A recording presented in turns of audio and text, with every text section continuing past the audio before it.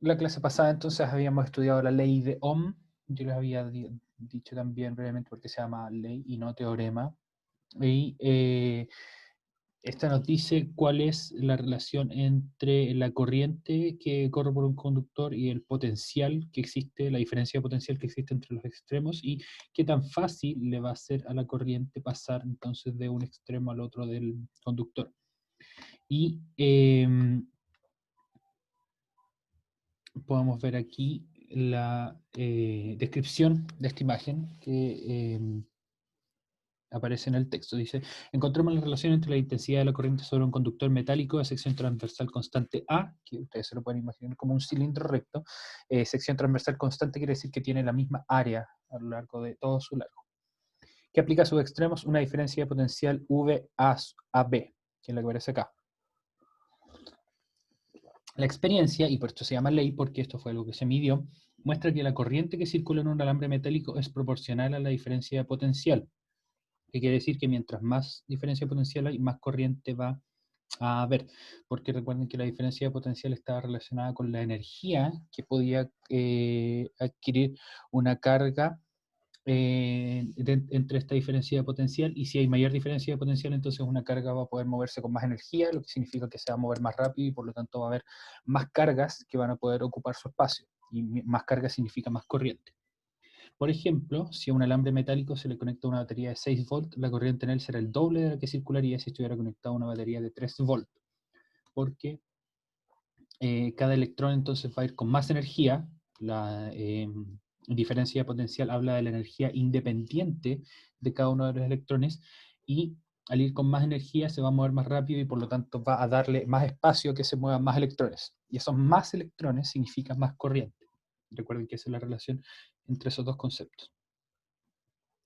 Sin embargo, la intensidad de la corriente que circula por un alambre no solo depende del voltaje, sino que también de la resistencia que el alambre posee al flujo de electrones. Cuanto mayor sea la resistencia por un voltaje dado, menor será la corriente, porque significa que los electrones, por mucha energía que tengan, van a encontrar más obstáculos en su camino y por lo tanto no se van a mover tan rápido para darle más espacio a los siguientes y se van a ir frenando. Entonces se define la resistencia eléctrica de cualquier conductor como la razón o la división entre el voltaje a través de este y la corriente que circula a través de él, es decir, resistencia igual voltaje partido por intensidad, y de ese modo se obtiene la fórmula de la ley de Ohm que habíamos estudiado antes, que es voltaje igual resistencia por intensidad, que esa es la fórmula que habíamos visto la clase pasada, ¿bien? Entonces se va a asumir dentro de este curso, al menos, que todos los conductores siguen la ley de Ohm, aunque hay algunos que no. Pero vamos a decir que simplemente sigue la ley de Ohm. ¿Okay? El resto de los ejemplos son más complejos y son para cursos avanzados de electricidad y magnetismo a nivel universitario, especialmente si ustedes estudian ingeniería eléctrica, que es una de las carreras por las que yo también tuve que decidirme a la hora de elegir carreras. Pero no la elegí al final. Entonces, déjame sacar esto. Para otros conductores, cuando la resistencia es variable, el conductor no sigue la ley de Ohm, que es lo que les decía antes. Vamos a asumir que en este curso todos los conductores siguen la ley de Ohm. De este modo, la resistencia eléctrica es una medida de la oposición que ejerce una materia al flujo de carga a través de él.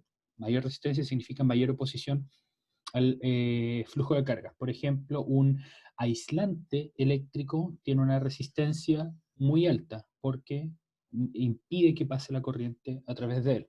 En cambio, un conductor tiene una resistencia muy baja porque permite que la corriente pase a través de él.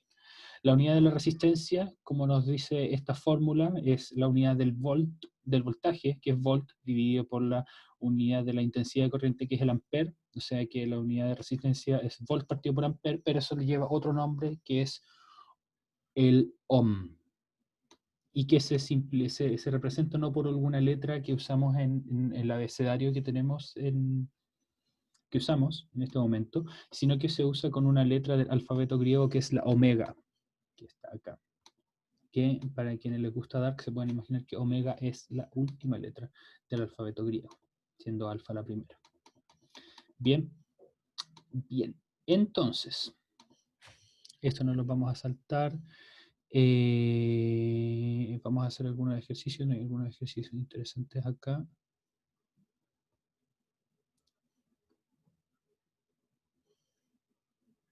Aquí hay una cantidad que es similar a la de la resistencia, que se llama la resistividad, porque no es lo mismo la resistencia de un alambre muy delgado que un alambre muy grueso. Un alambre muy grueso va a tener menor resistencia porque pueden pasar los electrones por más caminos. Entonces de eso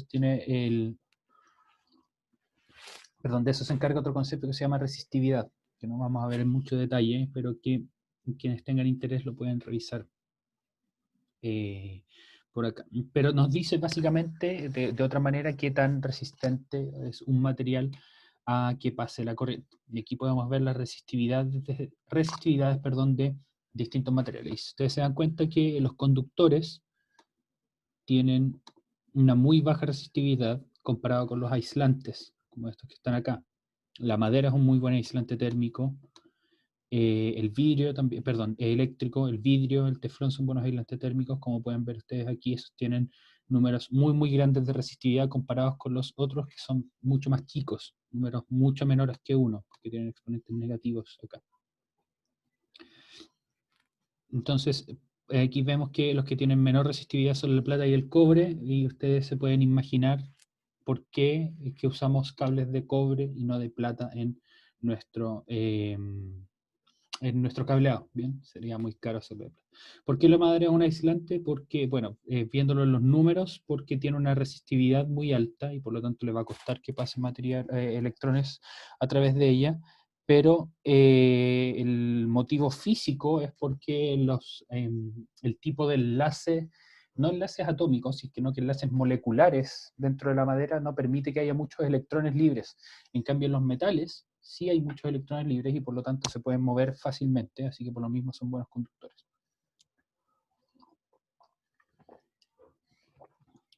También hay otra unidad que se le llama conductividad y que también dice que tan buenos conductores son algunos elementos. Bien.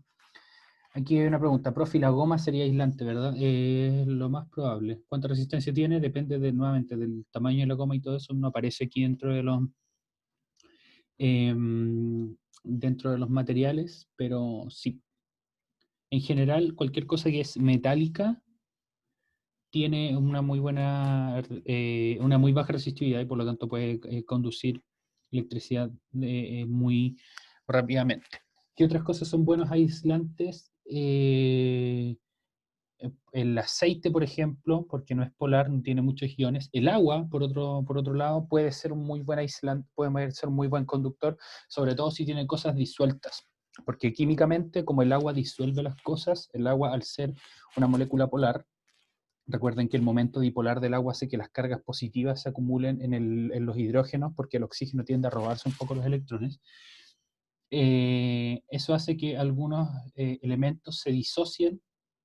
Por ejemplo, el sodio, la sal se disuelve en el agua porque la estructura cristalina de la sal tiene sodio y cloro, y el cloro y el sodio el agua los separa porque el cloro se lleva el electrón del sodio y por lo tanto queda negativo y se va a acercar a los hidrógenos, y el sodio queda con un electrón menos, queda positivo y se va a acercar al oxígeno. Entonces eso hace que haya partículas cargadas en suspensión en el agua, lo que hace que circule muy fácilmente electricidad por el agua. Lo mismo si es que tienen jabón.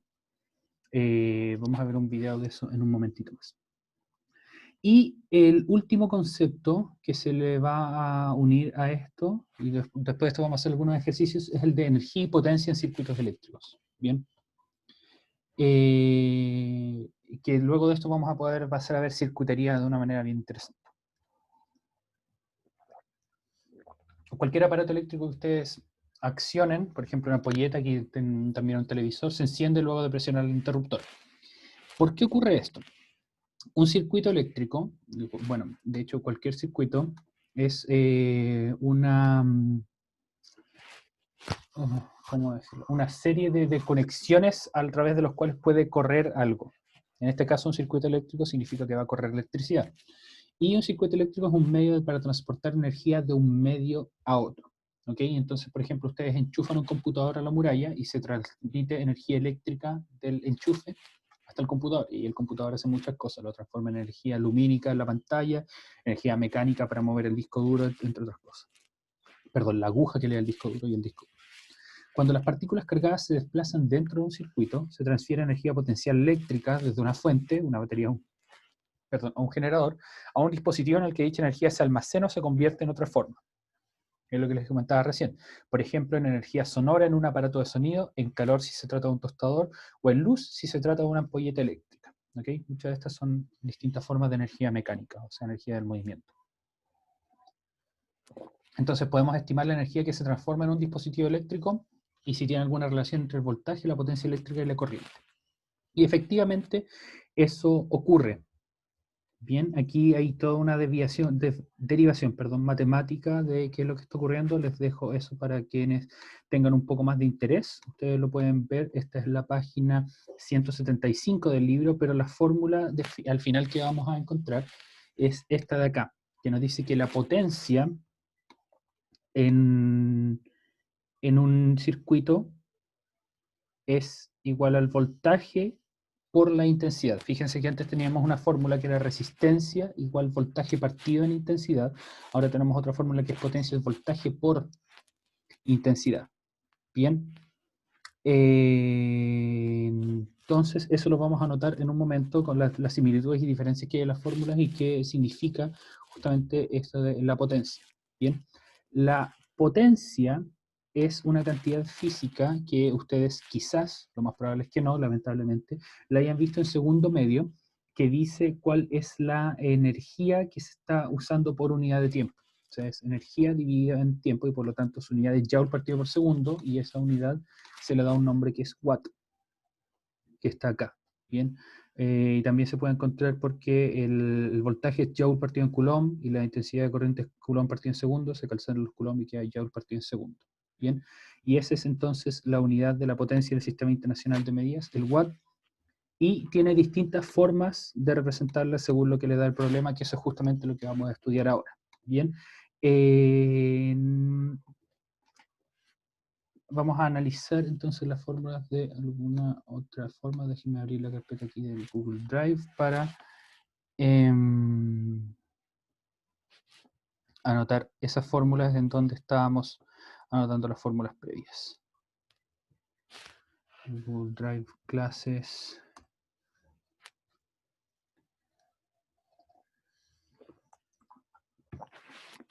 Ahora bien, mientras yo abro eso, ustedes les voy a dar una tarea más o menos informal, si es que la pueden hacer en este rato o no.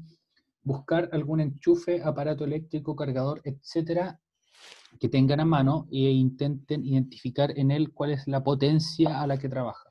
¿Okay? La potencia va a estar medida en watt y su letra es una W. ¿Okay? Así que pueden ir a buscar alguno de esos ahorita.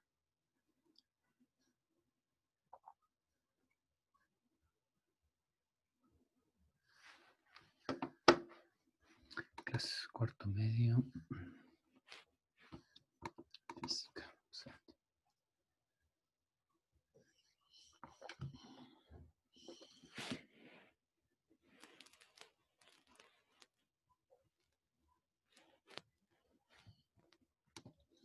Hola Tomás, ¿cómo estás? Hola, profe.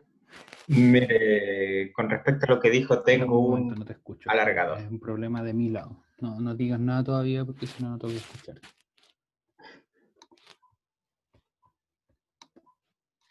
Ahora sí. Ya. Mire, por ejemplo, yo tengo un alargador. No sé ¿Ya? si será útil. ¿Sí? Mire, dice que lo máximo que tiene son como 2200 watts. Ya, ok, súper, eso es muy útil. ¿Por qué tiene eso? Porque lo que significa es que ese es el máximo de potencia que tú le puedes sacar o que aguanta el alargador. Si tú le intentas conectar más cosas de las que puede aguantar, no le va a dar no va a poder entregar la potencia necesaria y por lo tanto las cosas o no van a funcionar o se te va a quemar el alargador. Así que tienes que tener ojo a la hora de enchufarle muchas cosas a ese alargador.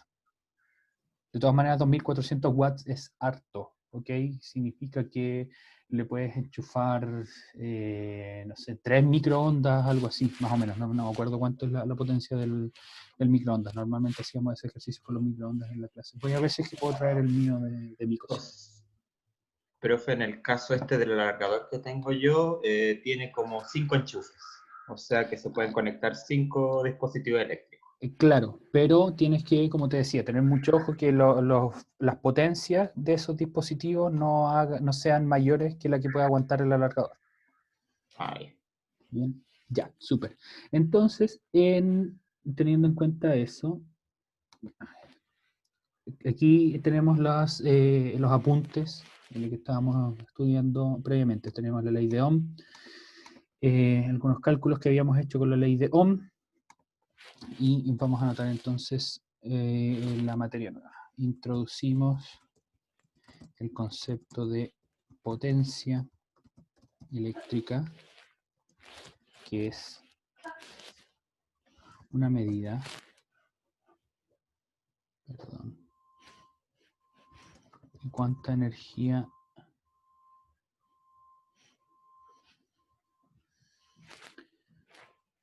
pasa por un aparato electrónico en un segundo. Su unidad de medida es el watt, que se abrevia con W, y un watt es equivalente a un joule por segundo. Bien. Tamara dice, tienen un alargador de 2000 watts como máximo y un cargador de 10 watts. Exactamente, entonces esa es la potencia de watt. Ariel dice, profe, hay veces en que las pistolas de silicona calientan con mucha energía y a veces si se tienen mucho enchufada se corta la luz. Claro, porque ahí lo que ocurre es que la pistola de silicona se calienta y mientras más se calienta pasa algo entretenido. Eso se llama un loop de retroalimentación positivo. ¿Qué es lo que ocurre? Cuando el circuito se calienta, disminuye su resistencia. Y al disminuir esa resistencia es más fácil que pase corriente, y mientras más pasa corriente, más aumenta su temperatura. Pero como aumenta su temperatura, baja más todavía la resistencia, entonces más corriente, más temperatura, menos resistencia, más corriente, más temperatura. Entonces ahí la cuestión se le sale de las manos a la pistola y eso hace que justamente falle alguna parte del sistema y que muchas veces lo que va a pasar es que va a saltar el automático y se va a cortar la luz. Que eso cuando saltan los automáticos, cuando saltan los tapones, entre comillas, de la caja eléctrica, ese es un mecanismo de seguridad para que no consumas demasiada energía. Entonces, la potencia eléctrica es una medida de cuánta energía pasa por un aparato electrónico o eléctrico en un segundo. Su unidad de medida es el watt y un watt es un joule por segundo. Su fórmula es, eso la vamos a anotar acá, potencia es igual a voltaje por intensidad. A diferencia, quedó chiquito, ahí sí. A diferencia de la ley de Ohm, que era con división. Eran las mismas, pero era con división.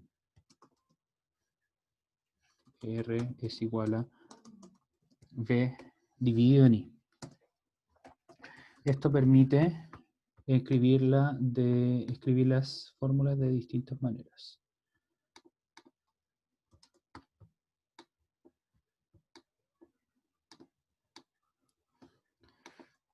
Escribir la fórmula de potencia de distintas maneras. ¿Por qué? Si tenemos que la resistencia es igual a voltaje partido por intensidad, entonces eso significa, como lo hago para que salga una flecha bonita, ahí sí, que voltaje es igual a R por I. Entonces, si potencia es igual a voltaje por intensidad, entonces eso es resistencia por intensidad, porque reemplazamos la expresión del voltaje acá de esta manera y nos queda que eso es potencia igual resistencia por intensidad al cuadrado. Sin embargo, de resistencia igual voltaje partido por intensidad, también podemos obtener que intensidad es voltaje partido en resistencia, si despejamos la Y. ¿Okay? Entonces aquí vamos a poner entre paréntesis, que fue lo que hicimos. Despejamos V. y reemplazamos en la fórmula de potencia. Y entonces aquí lo que vamos a hacer es despejar I para reemplazar en la fórmula de potencia.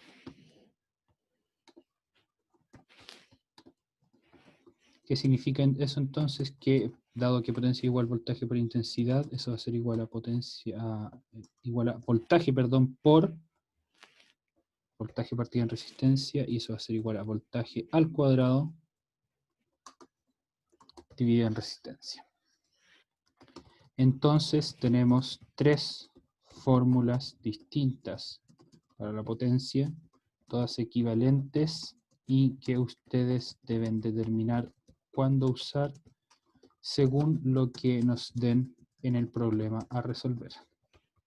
Ya en algún momento va a aparecer todo lo que escribí, espero.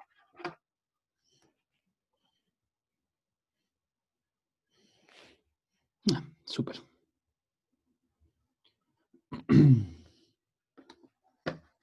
Entonces, según lo que nos den el programa a resolver, y aquí vamos a anotar, yo voy a anotar aquí centrado bien bonito las tres fórmulas. Que potencia es igual a voltaje por intensidad, pero eso también es igual a resistencia por intensidad de corriente al cuadrado, o equivalentemente a voltaje al cuadrado dividido en la resistencia.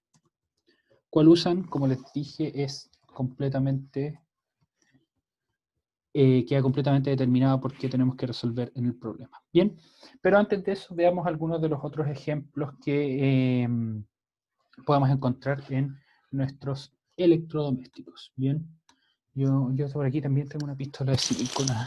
Déjenme buscarla. Después la busco. El cargador de mi computador, por ejemplo, que está acá. ¿Tengo batería? Sí, tengo batería. Entonces, el cargador de mi computador tiene un montón de cosas por acá. Y ¿está bien? Sí, está bien. Entonces, acá aparece la potencia, por ejemplo, justo encima de mi dedo, y dice 45 watts. Y un poco más arriba dice, creo que eso va a estar muy cerca como para que lo puedan enfocar muy bien, pero ahí dice output/salida 20 volt 2.25 amperes. Entonces justamente si ustedes multiplican, por favor que esto esté bien hecho, 20 por 2.25, sí, efectivamente da eso, el resultado es 45. Entonces se cumple la fórmula que teníamos acá, que la potencia es igual al voltaje por la intensidad. Bien. Por otro lado, esa es la potencia de salida, porque esto es un transformador, entonces transforma hartas cosas. Transforma, por ejemplo, el voltaje de entrada, que el voltaje de entrada son 220 volts, como lo hemos dicho varias veces, es el voltaje de nuestra red doméstica, y la corriente es aproximadamente 1.3 amperes. Entonces ustedes ahí podrían darse cuenta cuál va a ser la potencia de entrada. Entonces en nuestro caso es 220 volts por 1.3 amperes, que eso va a ser como 250 watts. Entonces le baja harto la energía que permite entregar la red eléctrica. Sin embargo, hay otros aparatos, como los que voy a traer ahora, bien, que tienen distintas potencias y por lo tanto significa que van a consumir distintos niveles de energía. Entonces voy a buscarlos, vuelvo en un momento.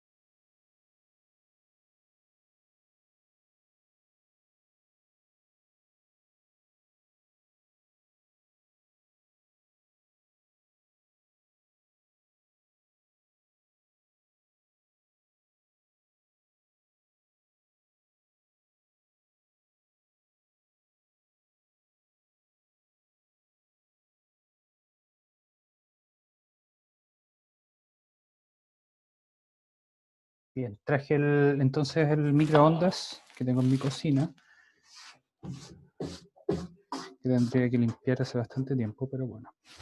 En el microondas, ustedes pueden ver que en la parte de atrás, y esto también pueden probarlo con los microondas que ustedes tengan en su casa, en la parte de atrás tienen una serie de indicaciones de seguridad en esta parte de acá, y aquí tienen las especificaciones técnicas. Entonces aquí, por ejemplo, dice tensión nominal, que esa es la manera más de electricista o ingenieril de decirle el voltaje, y también tienen frecuencia nominal, que es la frecuencia a la que emite, perdón, la frecuencia que trabaja la corriente que le entregamos al microondas, porque tenemos corriente alterna en nuestras casas. Todavía no les he explicado qué es eso, vamos a explicarlo cuando hayamos visto un poco más de circuitos. Potencia nominal a la que trabaja y potencia de salida del microondas. O sea, absorbe 1200 watts de potencia de la corriente, pero lo que emite son solamente 700 watts porque no hay ningún sistema perfecto, se pierde un poco de energía en todos los pasos. Entonces, esa es la potencia que absorbe, 1200 watts, y la que emite son 700 watts, que es parecido a lo que pasaba en el caso del cargador del computador. Hay cierta energía que se pierde en el proceso porque, por ejemplo, el cargador de computador se calienta. Bien, me imagino que ustedes tienen casos de cargadores de computadores que se calientan bastante y que de hecho pueden usarlos para poner las patitas, o si tienen mascotas, sus mascotas van a llegar ahí al cargador. Aparte, esto tiene la frecuencia del microondas, que son 2450 MHz, que de hecho hay un experimento muy bacán para medir la velocidad de la luz con el microondas. Quizás lo podamos hacer en algún momento. Si es que tenemos alguna versión del proyecto de ciencias con proyectos un poco más simplificados, yo les voy a enseñar cómo hacerlo. Bien, otro electrodoméstico que tenemos y que les puedo mostrar, donde aparece esto, es con la... con la aspiradora, que eso también le tengo en esta pieza. Pero antes, vamos. ¿Cómo puedo saber si tengo un cargador rápido o no? Por el amperaje. Creo que Tamara pregunta por los cargadores rápidos de teléfono. Los de 3 amperes creo que son los rápidos, mientras que los otros, los más lentos, son de 1.2 amperes. Creo que esa es la diferencia, pero no estoy seguro, porque eso significa que pasan más cargas por segundo. Bien, justamente eso significa la corriente. La corriente se mide en amperes y más cargas por segundo. Qué lindo el gato de Bárbara. Mientras más cargas por segundo pasen, significa que más rápido van a acumular las cargas en la batería. Así que su aparato se va a cargar de manera más rápida. Traigo la aspiradora ahora.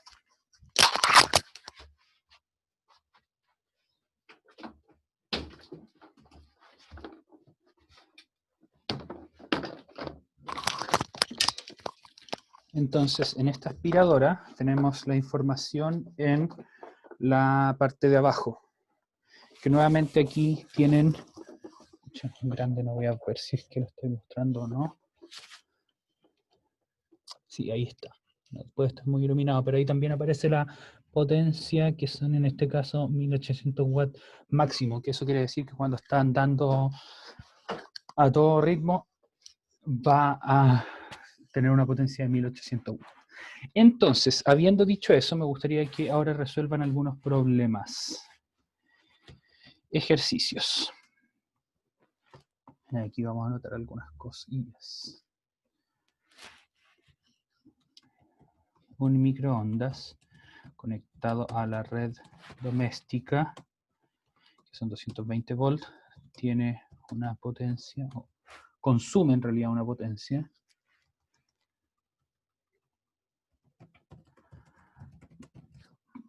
de 1200 watts.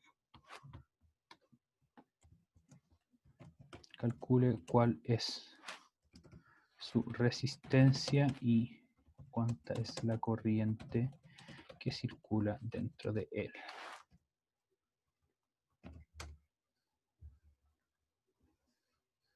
Y otro ejercicio que vamos a hacer, que pasa...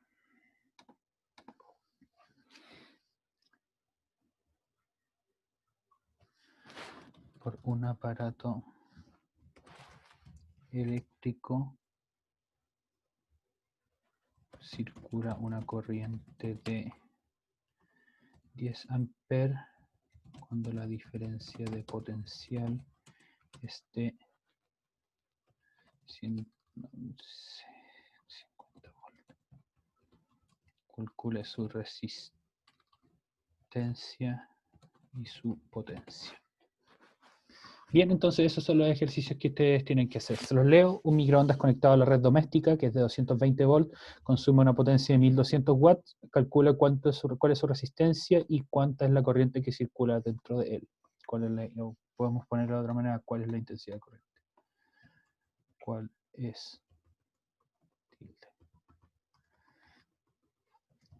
intensidad de la corriente que circula dentro de él? Y la segunda es por un aparato eléctrico circula una corriente de 10 amperes cuando la diferencia de potencial es de 150 volts, calcule su resistencia y su potencia. Entonces recuerden que siempre en física, cuando ustedes les pregunten directamente por algo, significa que esa va a ser su incógnita, que van a tener que determinar en base a los otros datos del sistema. Entonces, por ejemplo, aquí les dicen 220 volts, y la potencia, y le preguntan cuál es la resistencia y cuál es la intensidad, entonces tienen voltaje y potencia, ustedes pueden usar alguna de estas fórmulas para despejar la otra cantidad. Y lo mismo acá, nos piden resistencia y potencia y nos dan corriente y diferencia de potencial. Bien, eso jóvenes, en los 5 minutitos que quedan, intenten resolverlo y mándenme las respuestas por privado. Voy a bloquear el chat ahora para que me manden las respuestas en caso de que las hayan resuelto. Si es que tienen alguna duda, por supuesto que me pueden preguntar. Aquí tengo alguna. ¿Qué significa P igual V por I? Esa es la fórmula de la potencia que teníamos un poco más arriba, que la habíamos definido, eso es lo que aparecía en el libro también. No quiero subir mucho para no ocultar los problemas, pero significa potencia igual voltaje por intensidad.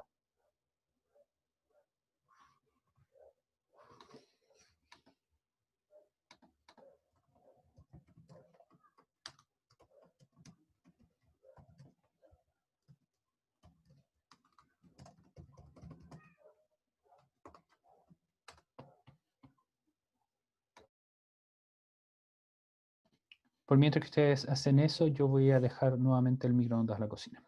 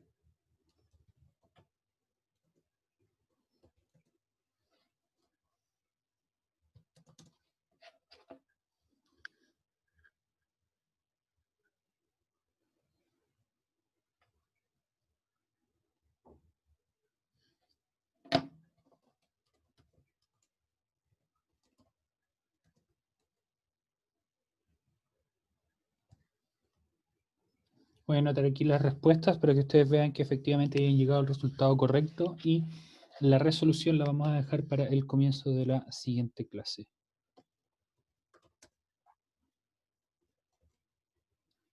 Entonces, en este caso nos piden resistencia.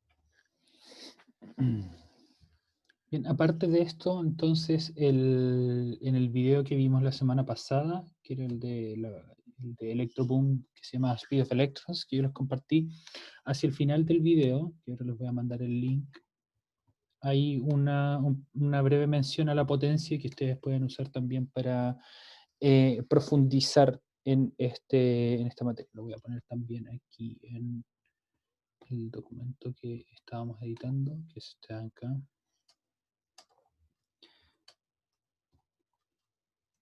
Más sobre potencia y resistencia en este videillo de acá, que es el que vimos en la clase pasada, y el link de estas clases, esta carpeta de Google Drive, ustedes lo tienen ya, escarben, hagan arqueología en su email para encontrarlo.